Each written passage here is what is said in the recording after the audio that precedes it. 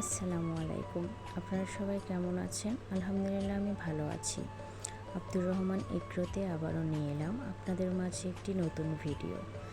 আমি কিছুদিন আগে আপনাদের মাঝে একটি ভিডিওর মাধ্যমে শেয়ার করেছিলাম চিনির বন্দর একটা ভাইয়ার কাছ থেকে আমি 600 পিস ডিম নিয়ে আমার ইনকিউবেটর মেশিনে বসাইছিলাম।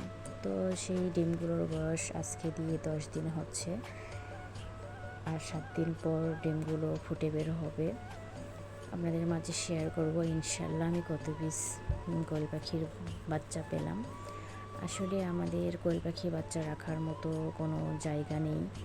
তো সামনে যে মাচাটা দেখতে পাচ্ছেন এটা হচ্ছে আমার শ্বশুরের মাচা ছিল। এখানে আমার শ্বশুর ধান রাখতো, এখন এটি ব্যবহার করে না, কারণ আমার শ্বশুর শহরে বাড়ি করছে, ওইখানে থাকে এবং ওইখানে গোডাউন আছে।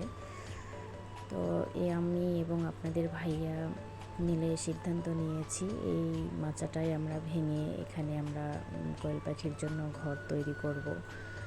আপনাদের মাঝে সব কিছু শেয়ার করব ইনশাল্লাহ।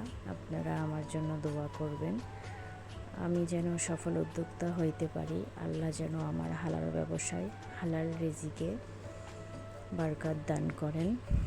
আর অবশ্যই আমি আপনাদের মাঝে শেয়ার করব ঘর তৈরি করার ভিডিও।